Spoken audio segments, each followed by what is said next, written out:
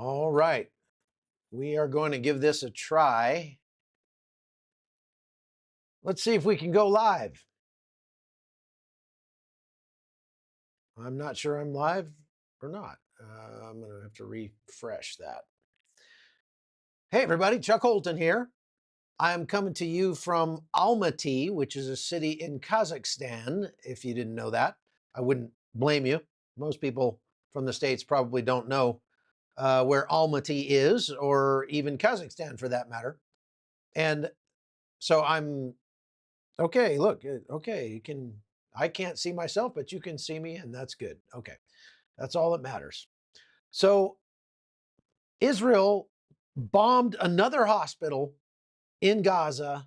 This time they bombed a tent outside the hospital that had press in it and killed 5 journalists from Al Jazeera. Now, obviously, the media is going crazy about this. Trey Yingst is very upset.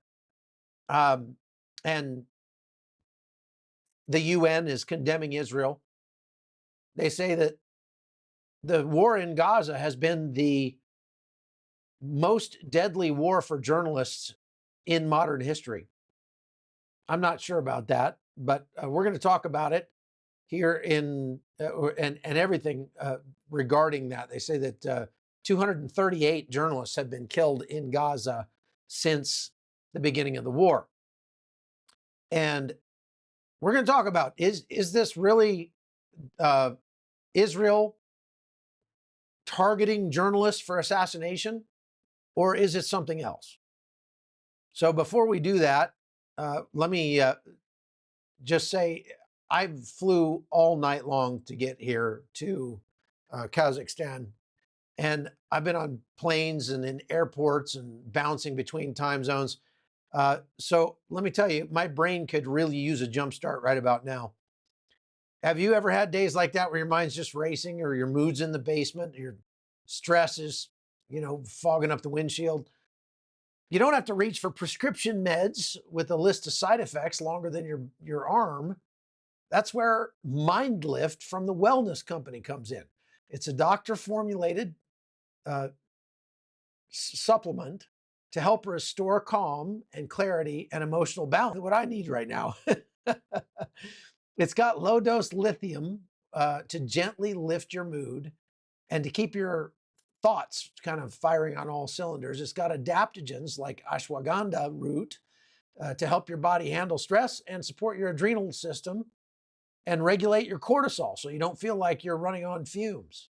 There's also it's something called GABA, which I'm not really positive what that does, but I know it has key amino acids in it, which should be there. I mean, should ease those anxious jitters you might get. Plus, it's got DHA from algae to protect your brain cells and keep the communication going between them. If you need a mental reset like I do after crossing half the planet yesterday, go natural.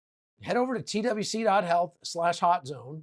Use code HOTZONE for 10% off and free shipping. That's twc.health/hotzone. Code HOTZONE for 10% off. Take control of your mental wellness with MindLift today. Okay, thank you to our sponsors. Now let's move on. Oh, and thank you, Nomi MKW. We'll get to your questions here. Stick around. So my moderators are taking your questions and putting them on a document for me, and then I'll get to them after I get through the news and sort of help you understand some context about what's going on here. So yeah, if I'm seem like I'm talking a little slower than usual, or if I just seem a little slower than usual, just forgive me. I haven't had a whole lot of sleep. Al Jazeera says that Anas al-Sharif, who is a prominent journalist for the Qatari network, that Al Jazeera is a Qatari network. Did you know that? It's basically Qatar state television. And they have an English language channel and they have an Arabic language channel. And the news that gets reported on those two channels is often very different.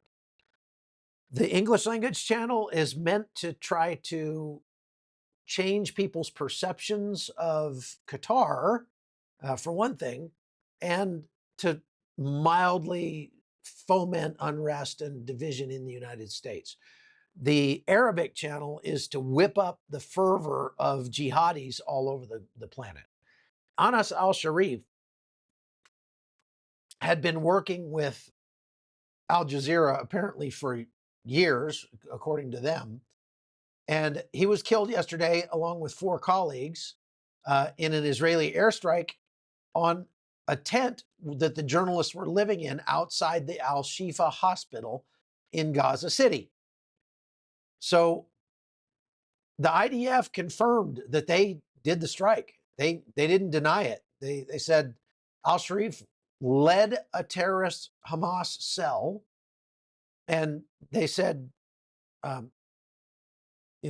al-Sharif was instrumental, or at least involved, in planning and executing October 7th.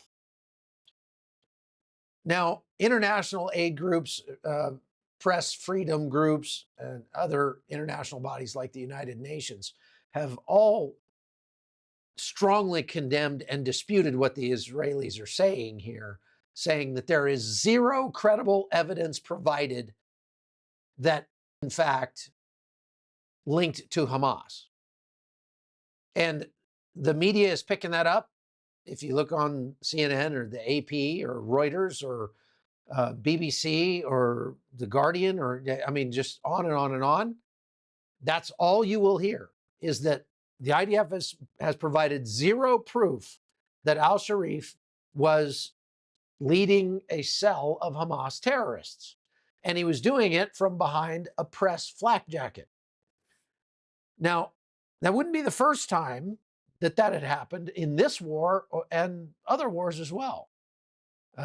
So what's the truth? Well, as the media, I was just looking through the news and looking at all of the various news sources that show, that say there's no proof whatsoever that al-Sharif worked for Hamas.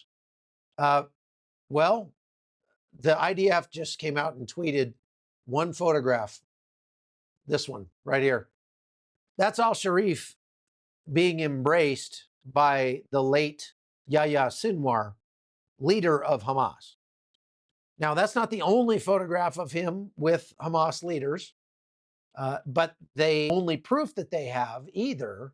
The IDF also says that they have captured documents in Gaza like that prove that al-Sharif joined Hamas, was trained by Hamas, was paid by Hamas.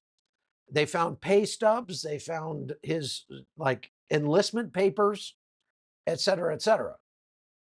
And this is all being disputed by these press freedom groups, but I think, the pictures don't lie. Let's see, we got this one here. Israel put out that they showed his date of birth here, his military ID number, his enlistment date to Hamas, his organizational, like what unit he was in, and the positions that he has held in Hamas. And that's a picture of him with Yahya Sinwar and 2 other Hamas leaders right there on top. And on the bottom, you see the picture of him wearing his press vest very proudly. So this begs the question, at what point do you stop being a journalist and start being a terrorist? Or at what point do you stop being a terrorist and start being a journalist? Well, I mean, I think just from what I've shown you right there, it's pretty clear that al-Sharif was not just a journalist going to interview Yahya Sinwar. I mean, a lot of people have said on social media today, well, if just having your picture with a leader is bad, they've shown other pictures of Tucker Carlson with Putin, and well, I mean, they've shown other, photographs. I mean, I've interviewed people that I certainly don't agree with. I don't. I wouldn't say I've interviewed a terrorist leader before, other than captured ISIS soldiers and things like that. But so what I'm getting at is that as a journalist, you don't necessarily have to. Uh, you, you should not be connected automatically with anybody that you happen to get your picture taken with. I remember one time in Iraq, I was with Colonel North, and we were going through Kuwait to try to get into Iraq. And so we were in the waiting room at the airfield there at Ali Al Salem, and there was another guy there who said he was a reporter for World Magazine. And we're like, oh, that's nice, And so we get talking, and he said he was a Marine before, Lance Corporal. And so obviously Colonel North kind of hit it off with him, and they were doing their grunting and ceremonial headbutting and stuff like that. And so, we kind of got to be friends with the guy. And then he said, hey, before we go, let's get a selfie. So we stood up, and he got between us, and we took a selfie with him. And then off we went. We went off to Iraq, and he went back home. Well, a couple weeks after we got back from Iraq, I get a phone call from Colonel North, and he says, Holton, have you seen that? Do you know who that guy was that we got our picture taken with? I'm like, no, what do you mean? What, the World Magazine guy? And he's like, that guy was a gay porn star. And I was like, what? But turns out he actually did some moonlighting, I guess you could say. And so he was a journalist sometimes, and sometimes he was on the other end of the camera. And of course, Colonel North is like, I got my picture taken with that guy. You can't see where my hand is. Oh my gosh. He was going on and on. And I was like, Colonel North, don't worry. You're not going to catch it. It's okay. It's not contagious. But so all I'm saying is, just simply getting your picture taken with somebody doesn't necessarily mean you agree with everything that they say. But if you look at this picture with Al-Sharif with Sinwar, that looks a little friendlier than just a, hey, let's get a selfie because I did an interview with you kind of picture, right? I mean, you can make what you want of that, but is what it is, right? Now, Al-Sharif reportedly had written a farewell letter to his family. One of those, if open in case of death kind of letters. And in the letter, I want to read you parts of the letter because it's pretty sappy. I mean, what would you write in your open in case of death letter? If these words of mine, this is quoting from Al-Sharif. He dated this letter May 4th of this year. If these words of mine reach you, know that Israel has succeeded in killing me and silencing my voice. He went on to reflect on the repeated suffering he endured. He said, quote, I lived through pain in all its details, tasted anguish and loss over and over again, and yet I never hesitated to transmit the truth as it is without falsification or distortion. He entrusted care of his family and his children. He's got 2 kids. So he said, I entrust to you my beloved daughter Sham and my beloved son Salah, whom the days did not allow me to see grow as I had dreamed, and concluded with this plea. Do not forget Gaza and do not forget me in your sincere prayers for forgiveness and acceptance. So now you could look at that as the rest of the world seems to be doing and say like, oh my goodness, this guy was a true warrior for the truth. And it's just a shame that he was targeted and assassinated by Israel. Now, you could say the exact same thing that the mainstream media is saying to the IDF, about the documents that they have produced about al-Sharif, saying those are fake documents. The media claims that Israel's documents, their photographs and things like that are fake. So you could throw that right back at them with this letter and say, we don't have any proof that Sharif wrote this letter. This could have been written yesterday after he died and put out, first of all. But let's give him the benefit of the doubt. Let's say that that was written by Sharif and he was completely sincere and honest and he just wanted to tell the truth, get the truth out there from Gaza. I think you can look back at his reporting for Al Jazeera and knowing what I know, having been in Israel for months during this war, having gone into Gaza just a couple weeks ago and seen the aid that was there, I think you can look at the reporting that he did for Al Jazeera and say, yeah, that guy was a mouthpiece for Hamas. That guy was certainly not out there looking for truth. Because one thing I would say, that you would look for would be for him to have criticized Hamas at some point, to have reported something about the torture that Hamas is inflicting on its own people, where they're, capturing people that go and get aid and shooting them in the kneecaps. There have been hundreds and hundreds of people in Gaza who have come into the hospital and their kneecaps are all blown off because Hamas shot them in the kneecaps. That's one of their favorite punishments. And they put out videos of this proudly. So it's not like that's fake news. I mean, it's coming from Hamas channels showing them doing it. And so, al-Sharif didn't report on that at all.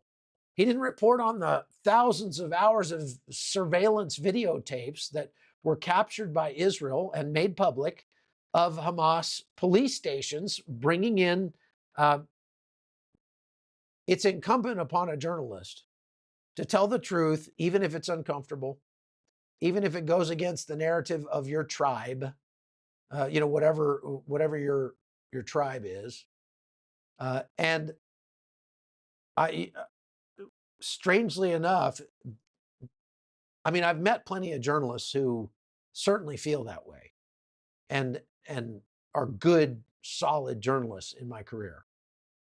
But lately, it seems like most of the other journalists that I run into from mainstream networks, they don't care so much for truth. They care for scoring points. They want to score points for their team. And, I have lost a lot of subscribers because I don't actually do that. As it turns out, that's really good business. If you're just approaching your journalism as a business, then picking a side and hammering really hard on the tribe that is othered by your side.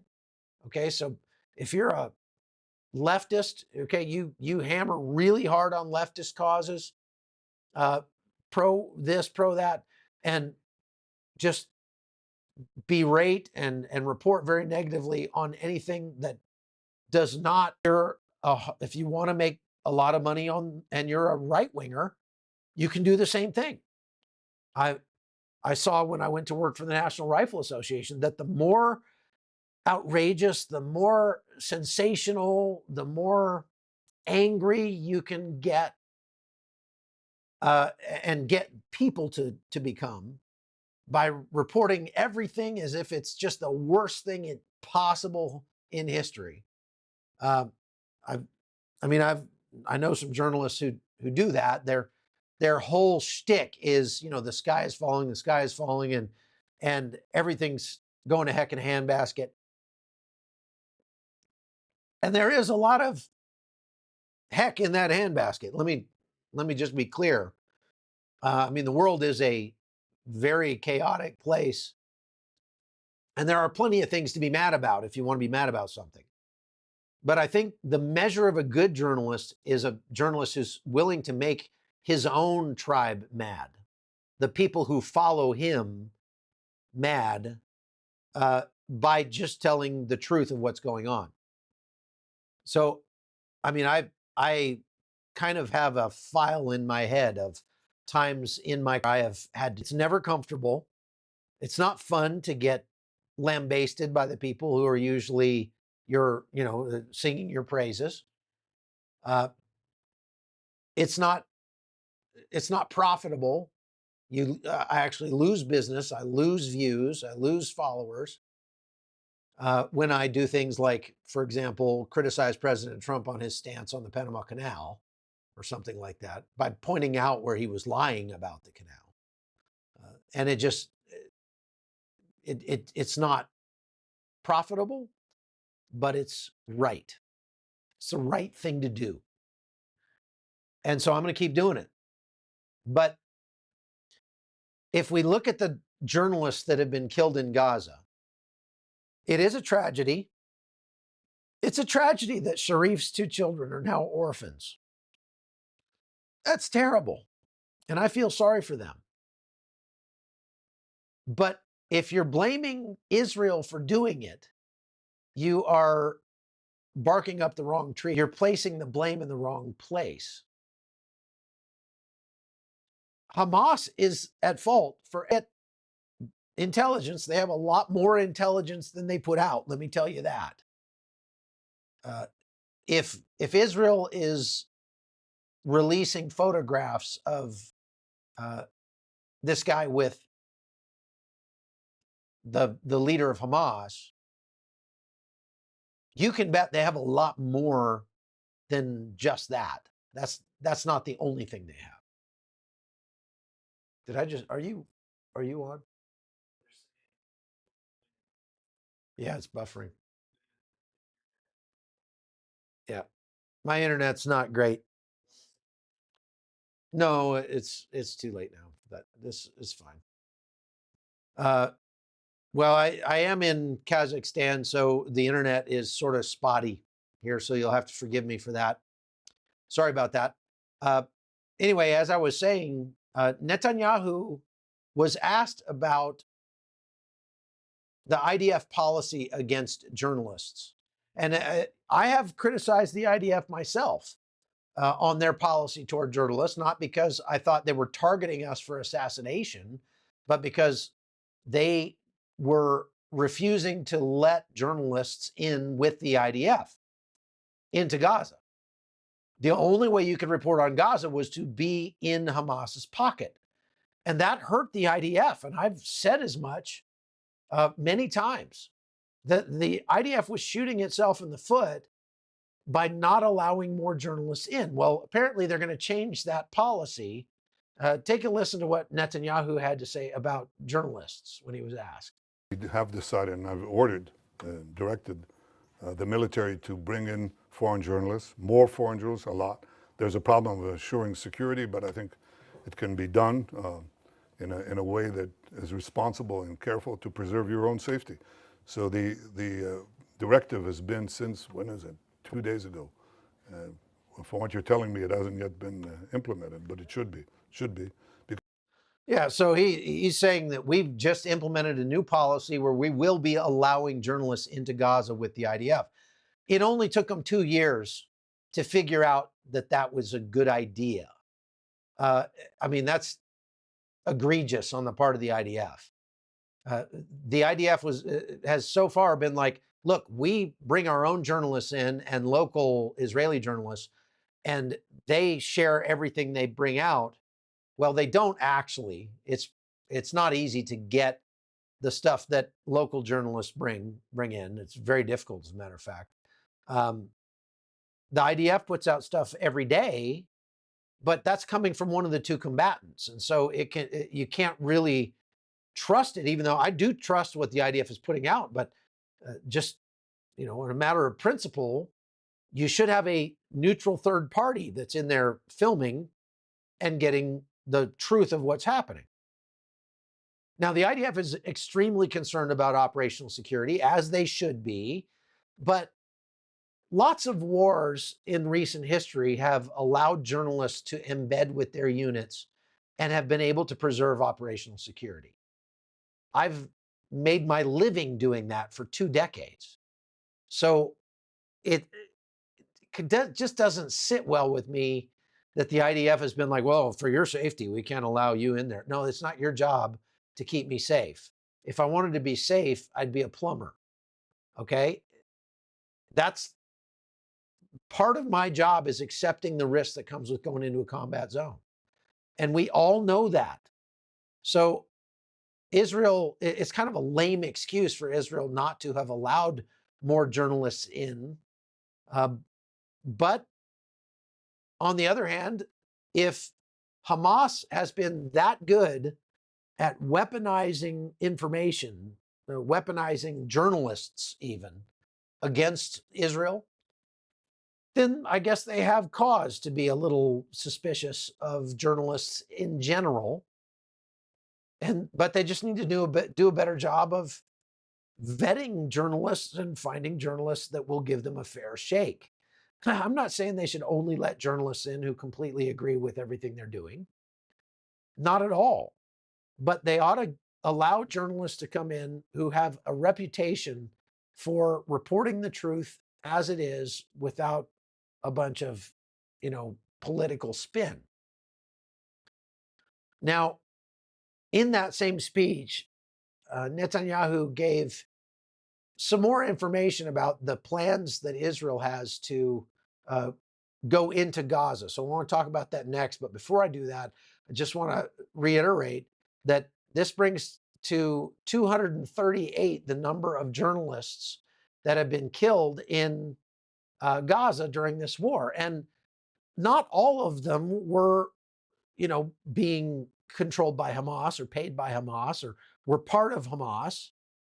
But remember, because of the way the Israelis have kept people out, the only way a journalist could get into Gaza would be by going in as a journalist, and a journalist that was friendly to Hamas and followed Hamas's directives. So, for example, George Thomas, my colleague at CBN, he's been to Gaza a couple times before the war, and whenever he went into Gaza, he had to have a minder to tell him where he could go and where he couldn't, to tell him what he could film and what he couldn't. He saw a tent one time outside of his hotel, and he went out and was taking pictures of this tent. And somebody came over and said, delete those pictures right now, because that was a place where Hamas was digging tunnels. So if Israel won't let journalists in, then those are the only journalists you'll have in Gaza. And I understand if Israel says a lot of those journalists are not actually journalists, or they're moonlighting with Hamas. If they have intel that proves that a journalist is working for Hamas on the side or was in Israel on October 7th, well, okay, then smoke the guy, right? So it's sad that this is happening. I hate to see actual journalists get killed, and we do get targeted very often. But in recent years, I've seen this trend more and more and more across the Middle East, especially, where you will see fighters wearing press vests in hopes, I guess, that it would make them less of a target. Personally, I believe it makes you more of a target in many circumstances to be wearing a press vest, and I would rather just be wearing a camouflage plate carrier with my body armor on and that sort of thing, not wearing blue or white or some highly visible color. I want to just blend into the background. I want to blend into everybody else that's there, and I'll take my chances with getting shot at and getting mistaken for a soldier because I'm wearing camouflage. And I've done that since the war in Afghanistan. As a journalist, I've been shot at by snipers multiple times. There's a video I have of a sniper that shot at me in the Philippines, when I was there covering the war against ISIS, ISIS took over the in the southern part of the Philippines, Mindanao, uh, a place called Marawi. And I have that video here, and I'll just play it for you if I can. I probably have to download it, but it's because I want you to hear the uh, the bullet go by me as I'm speaking. So I'm gonna upload this real quick, and then I'll play it for you in a second. But suffice it to say that, you know, being a journalist very often does make us a target, and that comes with the territory. If you're in Gaza and you're a Palestinian guy and you're working as a journalist, and you know that guys like Al Sharif, who are legit on the payroll of Hamas, but also on the payroll of Al Jazeera, and they're running around wearing press vests. I don't think I would want to wear a press vest if I was a journalist in Gaza. Do you see what I'm saying? I mean, other journalists, actual journalists, if you're a legit journalist, you should be saying, okay, either Hamas stops wearing press vests around. There was just a photograph that came out a couple days ago of a bunch of Hamas fighters that took over an aid truck and were sitting on top of the aid truck with their AK-47s, and they were shooting at people to keep them away from the truck, and they were stealing the aid. One of them had a press vest on, and it kind of went viral a little bit. And then this guy came out and said, "No, I was not. I was not. I'm not part of Hamas. I was not looting the." Well, in the video, he was on top of the looted truck, driving through it down. I have a great video of what that looks like. I don't know if this is the same one or not. It's a different view, but take a look at this. This is ridiculous. Where is it?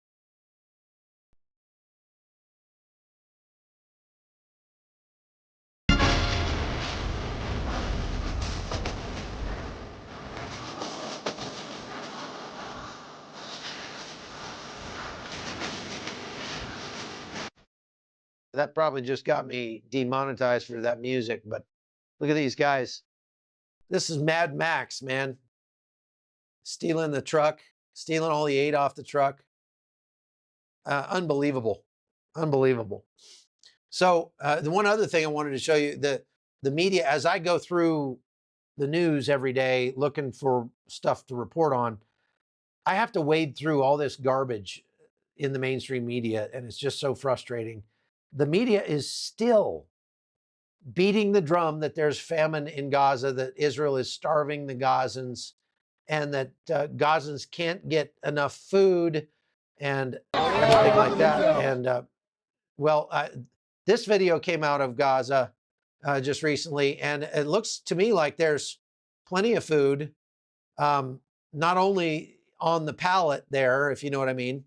There's lots and lots of food in Gaza. There's I'm not seeing a lot of hunger here. Are you? These people are very energetic, and they don't seem real hungry. So for the media to continue to beat this drum that there's famine in Gaza is just egregious. I am seeing more articles now switching to, well, they might have food, but they don't have enough water. Now they need more water. Uh, Meanwhile, the airdrops continue. The over 100 trucks a day are going into Gaza full of food. Those airdrops have killed a half a dozen people now. There were 3 people killed by one pallet the other day. It just went boom right on top of them. Obviously, can't show you those videos, but it definitely is happening. But there's plenty of aid in Gaza. There's no question about that. Now, let's listen to Netanyahu talk about his aid plans. Let's see, where did the aid plans go? No, there's aid trucks. I don't know, maybe I missed it. Here's Netanyahu talking about their plans for the attack on Gaza. Last Thursday, Israel's Security Cabinet, instructed the IDF to dismantle the 2 remaining Hamas strongholds in Gaza City and the central camps. Contrary to false claims, this is the best way to end the war and the best way to end it speedily. We will do so by first enabling the civilian population to safely leave the combat areas to designated safe zones. In these safe zones, they'll be given ample food, water, and medical care, as we've done before. Our goal is not to occupy Gaza. Our goal is to free Gaza, free it from Hamas terrorists. The war can end tomorrow if Gaza, or rather if Hamas lays down its arms and releases all the remaining hostages. Point, period, end of story, folks. Netanyahu lays it out there, puts the blame where it needs to be.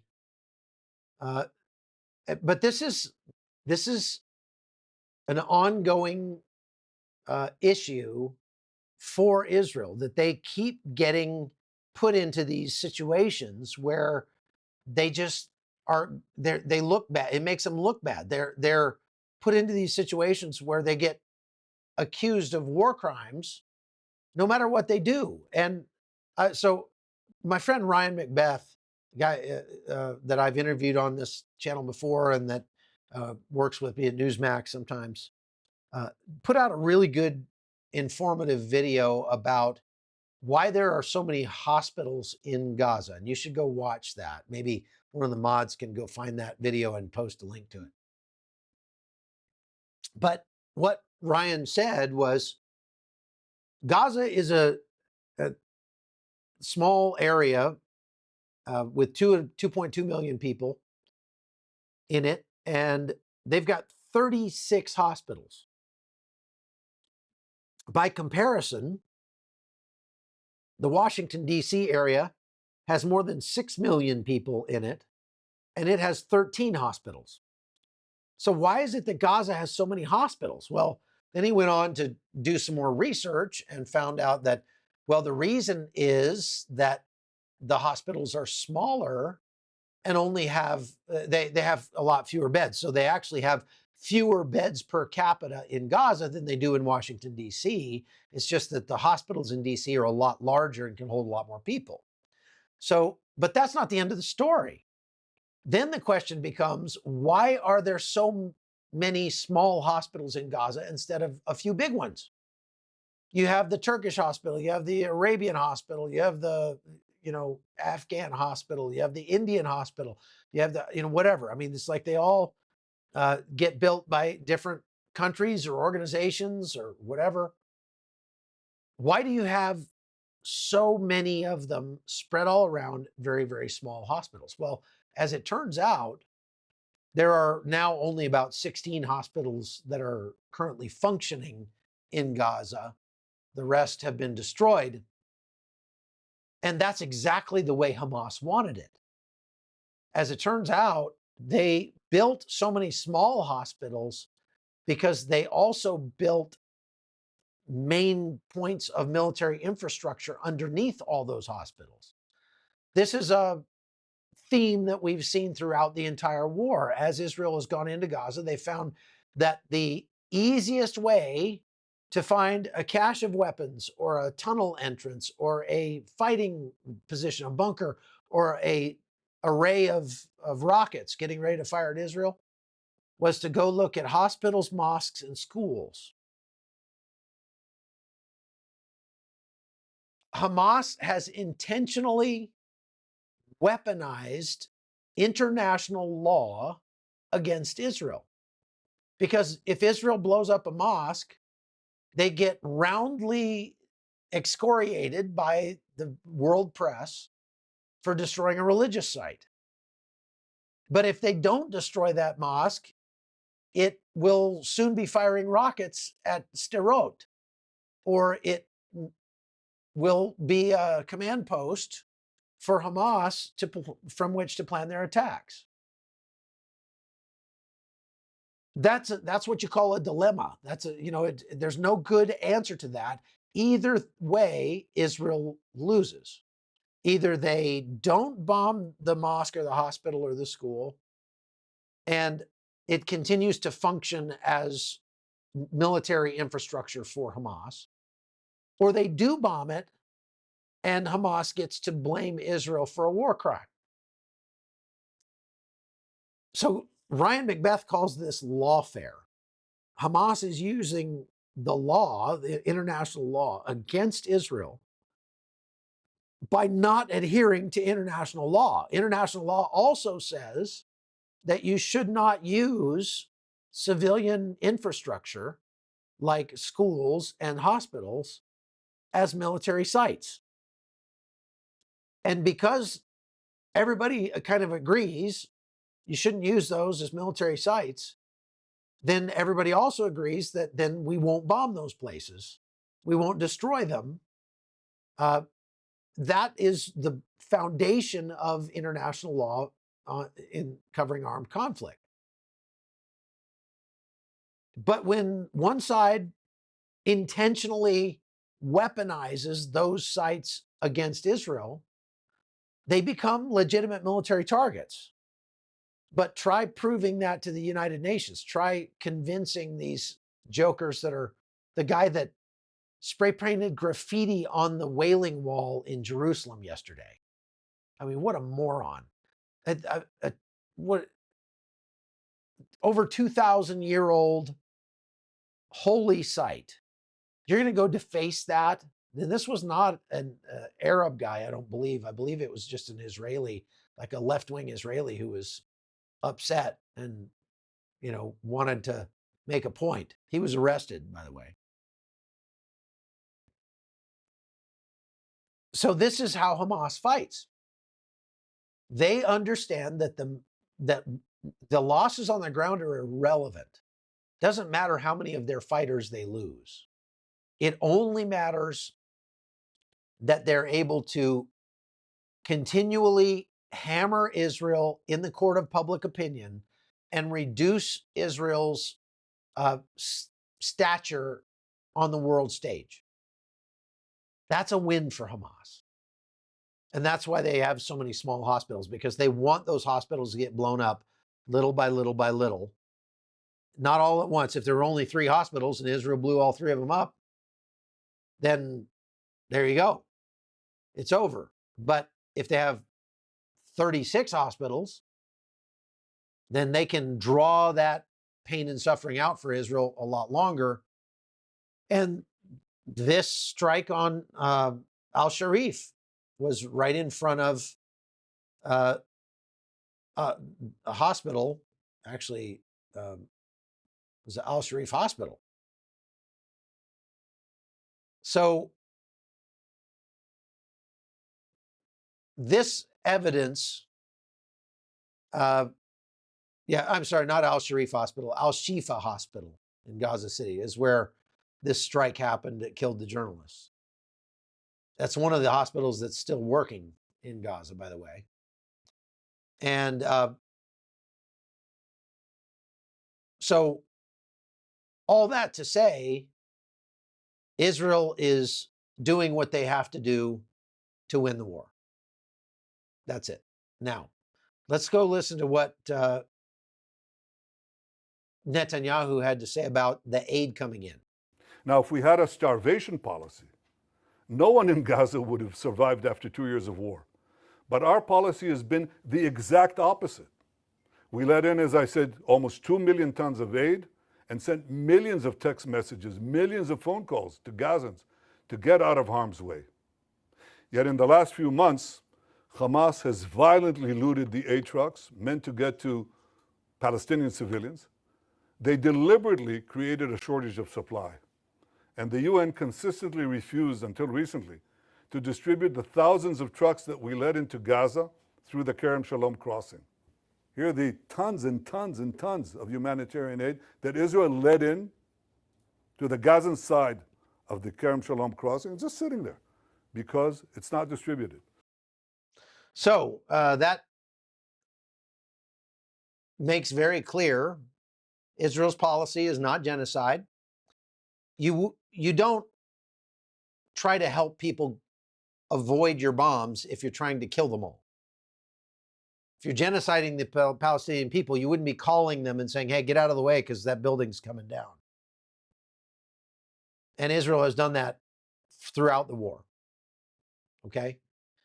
Now, I'm going to get to the questions here in just a second, but before I do that, I said I would show you the video of me getting shot at by an ISIS sniper in Marawi.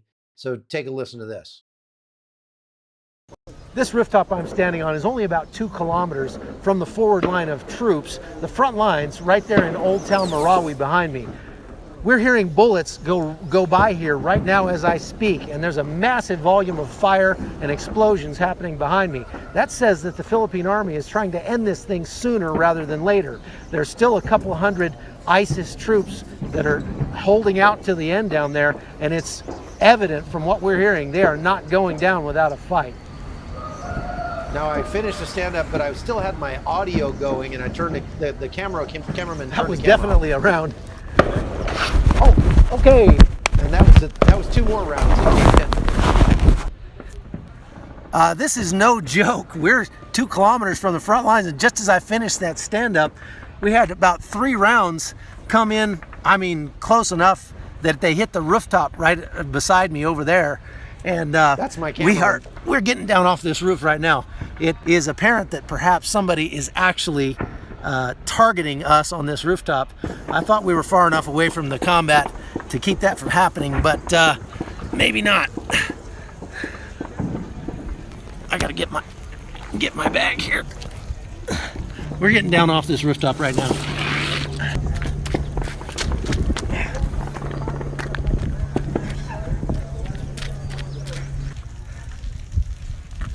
So that was us climbing down off the roof after getting shot at by a sniper.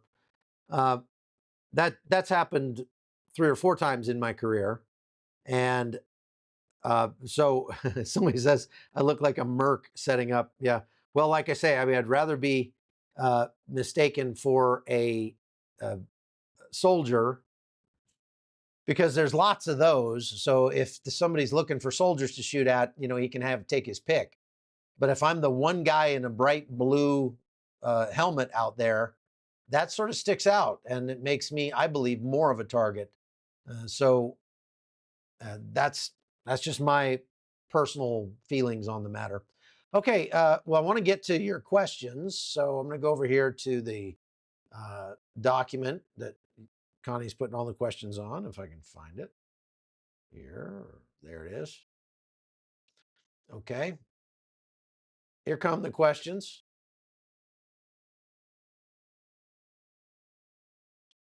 I wanted to mention, I'm supposed to continue mentioning that we have a trip going to Armenia in June of next year, the 13th through the 23rd. So if you'd like to come on a tour with my wife and I to a very, very beautiful country and just have a once-in-a-lifetime trip, come with us to Armenia. Let's fill up the rest of those few spots we have left.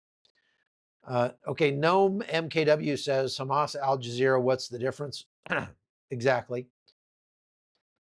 Debbie Peterson, well, here's the difference. Al Jazeera is Hamas in a press vest. That's the difference. When the fighting was happening in Asweda in Syria a couple of weeks ago, and I was there reporting on that in the northern part of Israel against the Druze, right? Al-Jilani's forces coming down from Damascus had gone into Asweda and were ransacking houses of worship. They killed a pastor and 20 people in his family and were just machine gunning people left and right.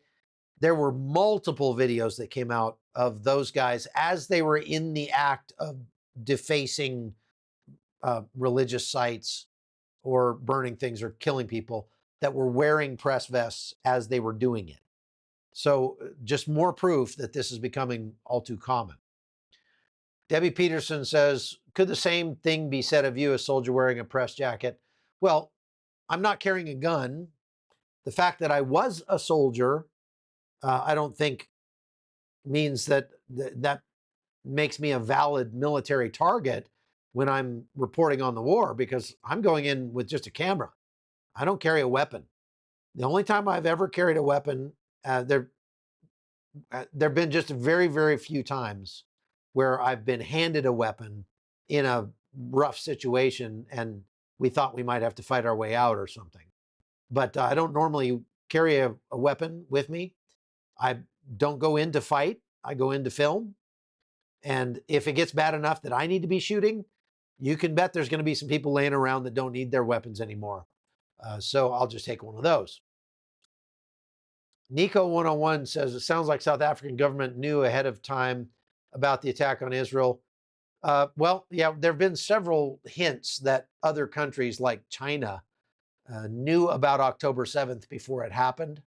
I talked about the other night the fact that China is paying protesters in the United States up to $75,000 a year to facilitate and organize these pro-Palestinian protests in New York and elsewhere.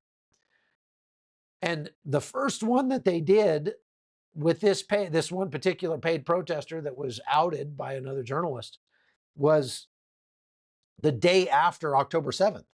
Well, you could not have gotten the signs printed and got the permits to have a protest and all that in less than a day.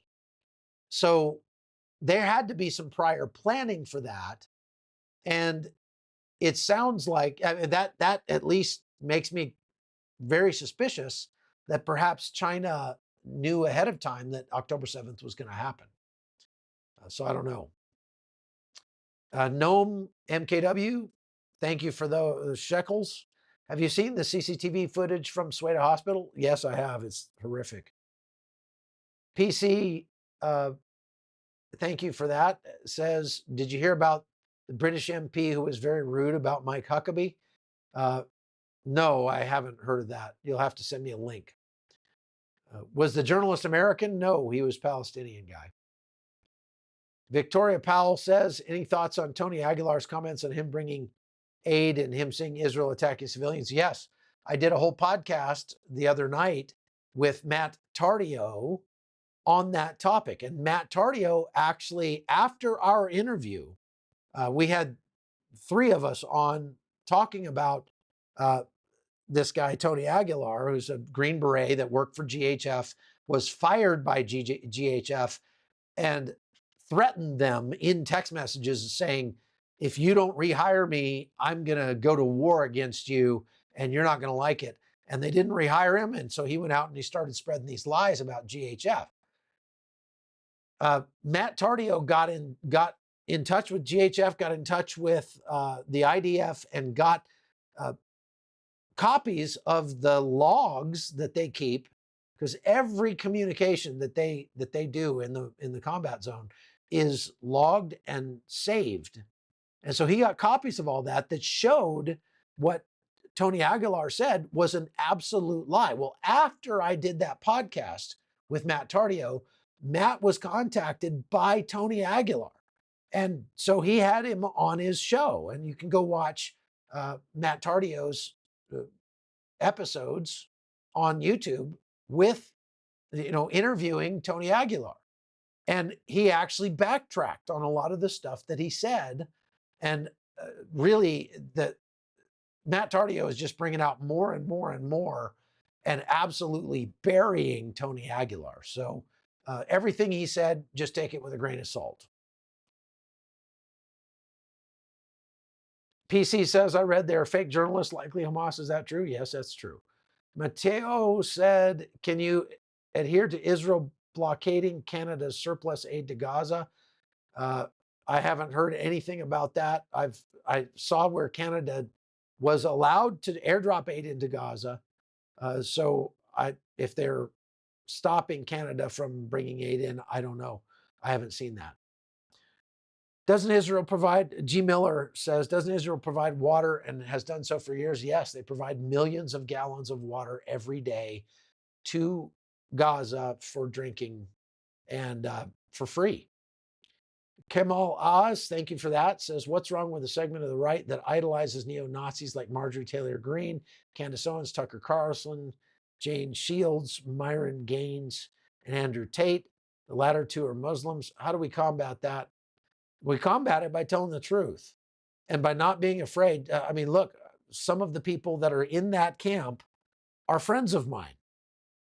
And I disagree with them vehemently. And I think that they have drunk the Kool-Aid and they're just anti-Semitic.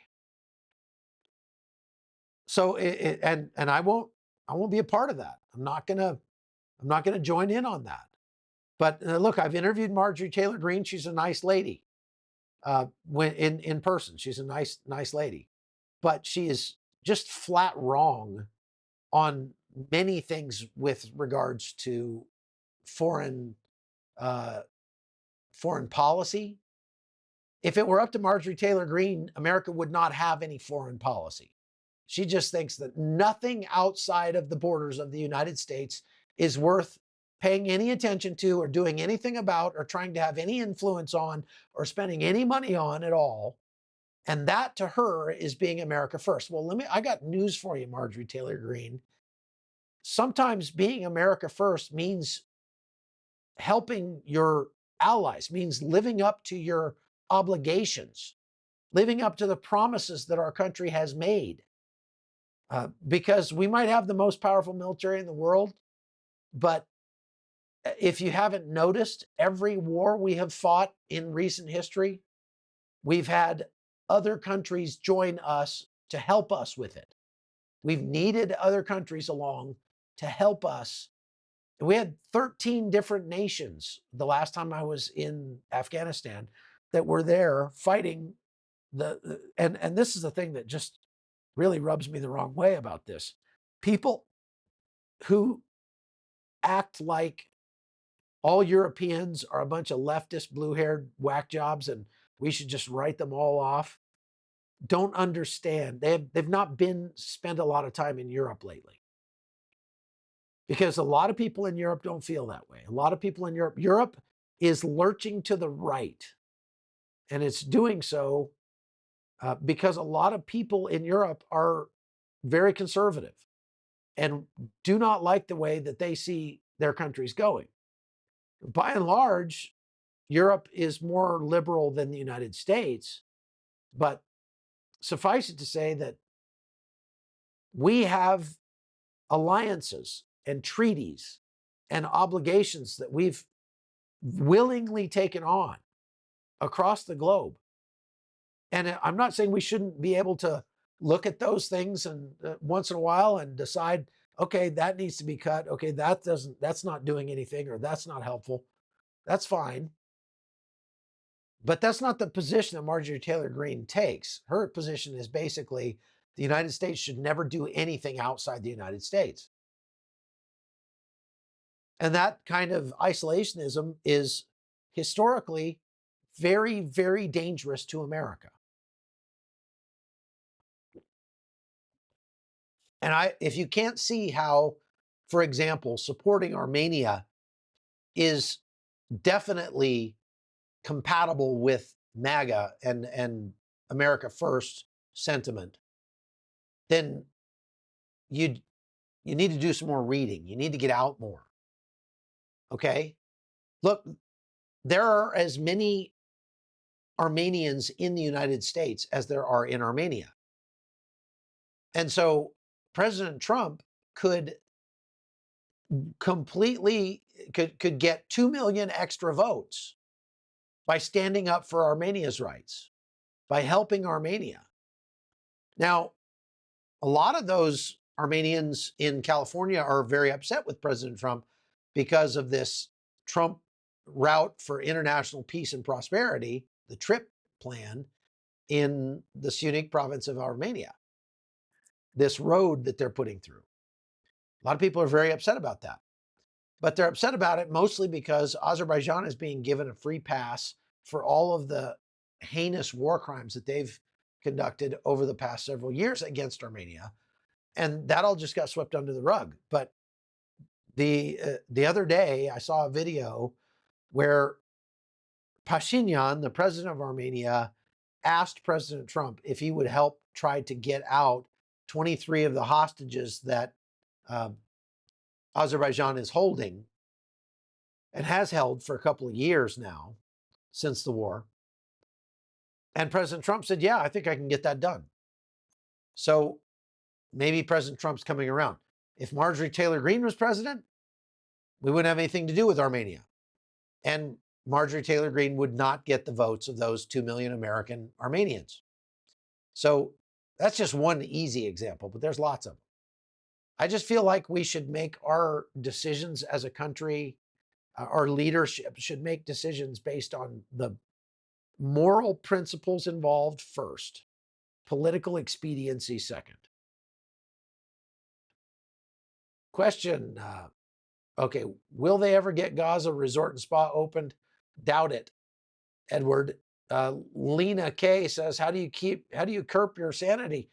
Who says I do curb my sanity? I don't make that claim that I curb my sanity. My sanity, well, I'll just seriously answer your question. If I didn't have a strong faith foundation, I wouldn't be able to keep doing this job. If I didn't understand and believe that God has a plan for this earth, that God is working out his sovereign will across the globe, even in the midst of tragedy, hardship, and death, I wouldn't be able to keep doing this job. Lexi Lime, someone needs to explain what a war crime actually is. People use that term liberally without understanding what it actually means. That's true. It does get overused quite a bit. Amos Masith says, what's the matter with the media, really? What's the matter with them is they went to public universities in the United States and they were indoctrinated into left-wing causes. Eli Arrebatalo, ! said, and how many hostages have Gazans killed? If you don't care about that, why should I care about this? Well, good point, Eli. Patricia M says, could all the extra unused aid cause a rodent problem? Yeah, I bet there is a rodent problem out there. That's an interesting question. No, I don't think that's going to be high on anybody's list of problems, but in Gaza. Noam MKW says, so if a building that has a doctor's office has been hit by shrapnel or something, that's a hospital bombed in Gaza. Well, yes, but some of them are actually hospitals that have been bombed. And they've been bombed because they're being used as command centers by Hamas. There's ample proof of that. This is not something that's he said, she said. Lawyer 2 said the 16 or so hospitals in Gaza are roughly at how many square miles? Gaza is about the size of Philadelphia.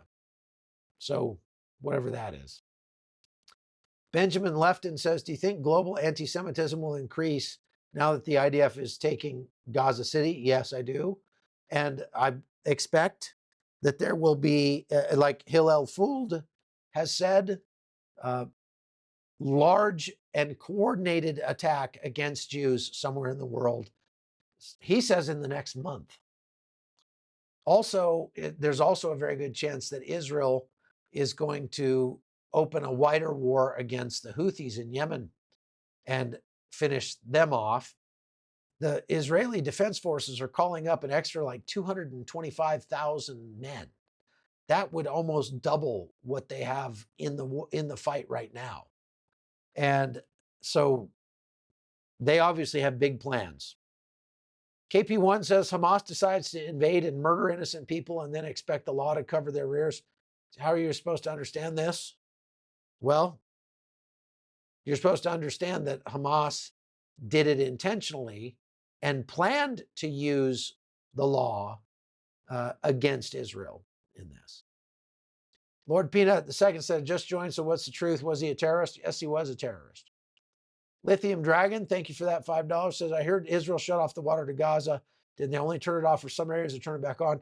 No, they did turn it off for a period of time at the beginning of the war, but then they turned it back on. And now they're still pumping water into Gaza, but a lot of it is not getting to where it needs to go because the pipe system in Gaza is ruined. So it's only getting to certain places in Gaza, not all throughout the Gaza Strip. Now, they are not Israel, but the Emiratis, the UAE, is building a new water pipeline from Egypt into Gaza that is supposed to bring fresh water to 600,000 people in the southern part of Gaza. And that should be online in the next few weeks. So there's that. All right, that's all we've got for questions. Thank you very much for watching the Hot Zone today. I do appreciate all of your uh, your comments. I go back through them after this lives are over and read what you have to say. I get lots of emails from you guys. I appreciate all of you who send me emails. Even if I don't get back to you, it's just I'm really busy. And so I'm going to be in Kazakhstan and Kyrgyzstan for the next week. So it's, 11 hours ahead of Eastern Standard Time. And so it's after 10 p.m. here now. And that just means that the lives, I'm going to probably be doing them a little earlier than normal, just so I don't have to stay up to the middle of the night to try to do the lives. Okay. Because by 10 o'clock, I'm toast. I'm out. I've been out running around all day. And I'm going to be showing you, we'll be putting up videos from our trip here to show you what we're doing in Kazakhstan. And it's a beautiful country and nice people so far. And you better speak Russian because nobody here, and I wouldn't say nobody, but you don't find a lot of people who speak English. So Russian is the language here. Kelly's song says, please, who won your contest? I announced the winners and we put them up over at chuckholton.com. So please go over to chuckholton.com and subscribe over there, become a supporter. You'll get access to all the extra stuff we put up. You'll get access to me. We do monthly phone calls where you can get on a Zoom call with me and we can talk face to face. I really like that sort of core group of hardcore supporters who's on those calls because we really can have some great discussions on there. And that's awesome. So thank you very much for everything. I went and bought another Starlink just to make sure I would have a decent connection as we're driving around Kazakhstan and Kyrgyzstan this week. So hopefully we'll be able to continue doing our lives without interruption. So we'll just have to wait and see. All right. Thank you for watching. I appreciate all of you. Make sure you visit our sponsor over at twc.health, and we will see you next time.